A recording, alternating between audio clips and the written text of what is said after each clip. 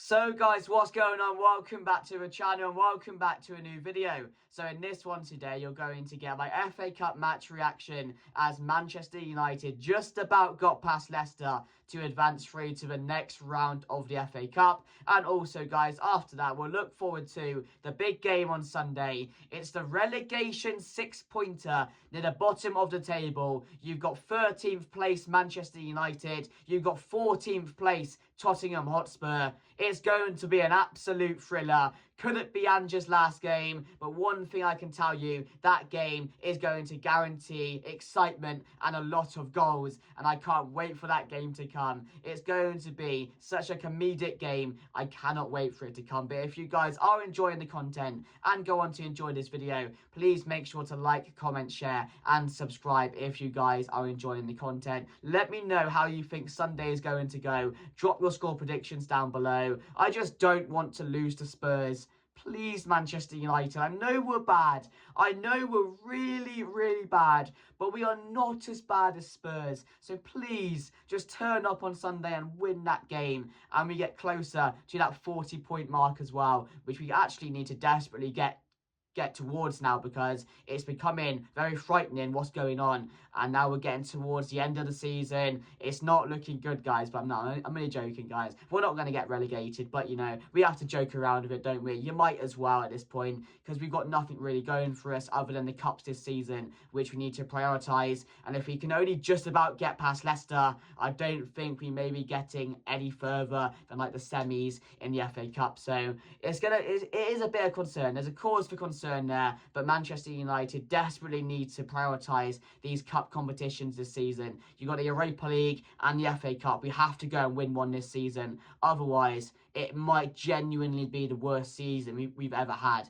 Because at least if you win a trophy, there's something to celebrate, like last season when we beat City in the FA Cup. But yeah, guys, make sure to do that. Like, comment, share, and subscribe. And let's start off, guys, by talking about the FA Cup win. Harry Maguire. Harry Maguire, it doesn't matter if he was offside. And to be honest with you guys, very lucky there's no VAR.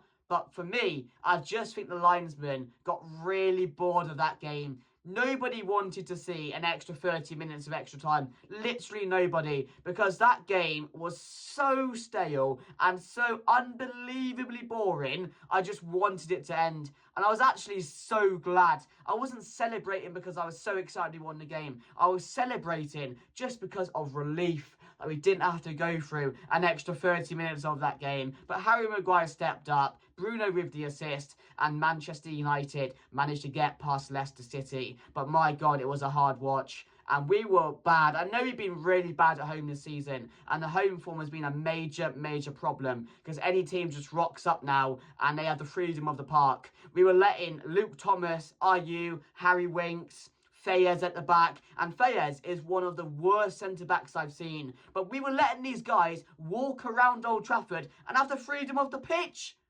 We were letting them express themselves. We were basically saying to them, go on lads, have a couple of chances. And we were lucky we didn't concede more than one goal, because Leicester had their chances in the first half. And when we went 1-0 down, I wasn't surprised, because Leicester were all over us. We couldn't get the ball, we couldn't create chances, and when we got the ball, we were losing it. There was no tempo to our game. Why is it that Manchester United still have to go 1-0 behind to start playing? Do we actually not know a football match is going on until we concede? Is that the problem? Because it's not just Amorim. This has been happening for a very long time under numerous managers. We have to concede the goal to start realising there's a match going on and we can start playing football. We can start, making passes. We can start creating chances.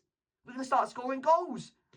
I don't get it. And it's a massive problem that Ruben Amorim has to fix. There has to be a better tempo at the start of these games. Otherwise, better teams get these chances and they're already 3-0 up. And Manchester United are out of this game. We were lucky it was only Leicester City. And they're a bad side. A very bad side. Because some of the chances they had, I was like, my God, they should have scored that. It should have been 2-0. It should have been 3-0 at half time.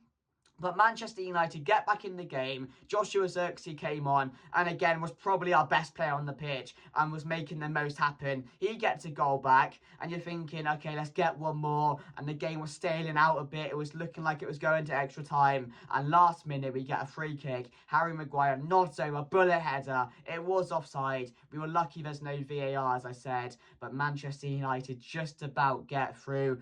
And I'm so glad as well. Because if we went out to Leicester City, I would have been fuming. But as I mentioned, there has to be a lot fixed because, yes, Amarin has just came in. And yes, we understand the squad at the moment is not good enough. And it is going to take time. But still, there's certain teams that you cannot be making look good like that. Whoever it is, I don't care if you have the worst Manchester United squad ever, you can't allow Leicester City to come to Old Trafford and express themselves on the pitch, have the freedom of Old Trafford and look like a good team. You can't do that. Like, Wout Faes was looking like prime David Luiz. Harry Winks was looking like prime Iniesta. I'm telling you, these players were looking like they aren't in a relegation battle. They were looking like they are in a top 4 battle. Genuinely, that's how good they were. Or Manchester United made them look, I should say, because they weren't that good on the day. It was just Manchester United allowed them to have full control of the pitch, full control of the ball throughout the majority of the game. So Ruben Amorim has to fix that. The striker problem goes on. And what I don't get, I don't want to keep switching strikers every game. If you're going to give Højlund a run of games, give him 3, 4, 5 games in a row. If you're going to give Zirkzee a run of games, give him 2, 3, 4, 5 games in a row. Just so they can get going. Because there's no point switching one out. There's no point doing that. That's not going to build anyone's confidence. And you're not giving a fair chance to these players. The only other exciting thing about that game, or going into it, was the debut of Dorgu. Very excited. Looks a good player. But again, he was played on the right. And I was like, Amorim, what are you doing? He's a left wing back. And we have heard, thankfully, he is going to be prioritised at left wing back. And thank God for that. Because I was looking at it the whole time. And I was thinking, he's going to switch that, isn't he? He's going to switch that around. Dalot, they're going to switch. It's not working out. It wasn't really working out. And I was thinking, okay, make the change. Never made the change. And I was like, you bought a left wing back, a left footer, which we haven't had. And you're playing him right back, which is Dalot's best position. It's things like that. Like, you can blame the players, but the manager, when he makes decisions like this, you have to criticise it. You have to. It's only fair. Criticism is fine as long as you're fair with it. But yeah, that was just weird for me as well. But again, Bruno in that deeper role doesn't work. It really doesn't. It's frustrating. It was like the other day when Kobe Minu played that game in Cam against Steaua Bucharest.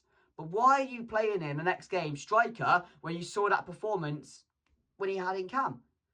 It's things like this, which again, small things, but things the manager is getting wrong at the moment. But he has to fix up. The manager has to fix up. These players have to fix up. I don't know if the players just, again, like I said earlier, are just not playing until they concede, or is the manager saying be patient and, you know, be patient about the game. Let them get into the game first. I'm not too sure. I'm really not too sure, but we have to be on it from the start of these games. It's massively concerning, but yeah, it is what it is, guys. But I just want the season to end. I really want the season to end because watching games like that and just about getting past Leicester City isn't doing anyone any good. But yeah, there weren't many standouts in the game. There really weren't. Garnacho looked good when he came on as well. He needs to be starting every game. He was one of the bright sparks. As soon as he came on, he was the only one that was taking on players, making things happen, getting the fans involved into the game. And he was just really good. So credit to Garnacho as well. And Ahmad was a bit off it. Again, the strikers weren't involved. It was a hard watch at times. It really, really was. But yeah, at least we got through. But the game on Sunday, guys, Manchester United taking on Spurs. I am actually really looking forward to this game. Not in a sense where I think, do you know what, it's a game we can win. It's again really excited to see.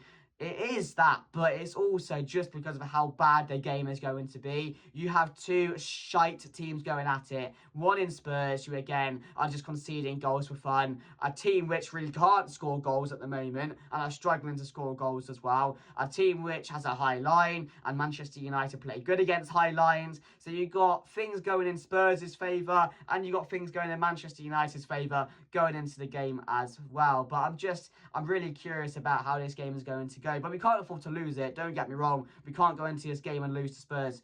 We're at home. It's a game Manchester United need to be winning. I'd be very concerned if we ended up getting battered in this game, because Spurs don't really batter anyone. They're very, very low in confidence. They have a lot of injuries in their game, and Manchester United need to expose that. We really, really do. Of course, going into the game, my team, I will put on the screen for you guys now, should be around here. And I have gone with Højlund to start. I want Xerxes to start, but I just don't see it happening. And I see Bruno again playing in that deeper role alongside Agate, with Kobe Mainu playing Cam, with Garnacho, Amad Diallo at right wing back. I've gone Dorgu at left wing back, and as you can see, Martinez is still injured, but I have gone with Maguire, De Ligt and Yoro, and of course Agate and Bruno in the midfield. So that's my team going into the game, guys. I would play Amad at right wing back. I know some people will say play Dallo, maybe play Amad more forward, but again, let's be honest, some of Amad's better performances have come in that right wing back position. So I would stick him back there. I'd give Dallo a rest. I would keep giving Dorgu games just to build his confidence, get him used to the Premier League, get some experience involved in his game as well. So I do think, again, a big game like this won't do him any harm. So I've thrown him in as well. And I'm just excited at what is to come from Dorgu as well, because there's a lot said about him. He had a decent debut. He got hooked at half-time, but I have a feeling that was a planned substitution. I really do think it was, because I saw no reason why to take him off, because it wasn't anything about him that was causing us any problems. So that was a bit of a weird one. So it must have been a pre-planned sub just to get him some minutes in his first game. So that'd be really interesting to see. But other than that, hopefully it does click for our strikers this time around.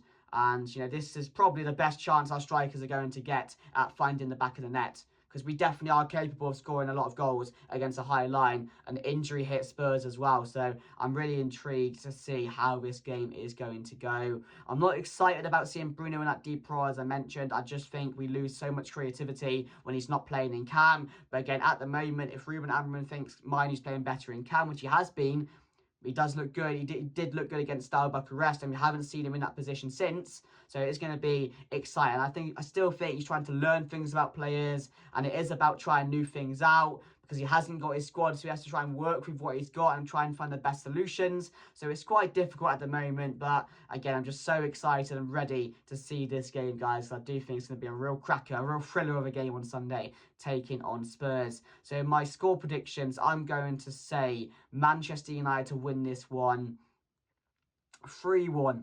It's bold. It's really, really bold, because we do concede goals, and Spurs... I'm only saying that because Spurs don't have Solanke. That's the only reason I'm saying that. I don't trust Son at the moment. He's not in good form, which, again, is really, really good for us. Kulusevski as well. He's a bit off and on. Maddison, I think he's injured and he's out of the squad, so I don't think he'll be playing. So for Richarlison, I don't see a threat from him. So overall, guys, I'm going to go 3-1 to Manchester United. I have a feeling in this game it is going to click. It has to click at some point, doesn't it, for our strikers? They have to start scoring goals again, and hopefully we can get a couple in this one as well. But yeah, 3-1, guys. Let me know your score predictions down below. Please make sure to like, comment, share, and subscribe if you guys are enjoying the content. Thank you guys for watching, and I'll see you guys later. Goodbye.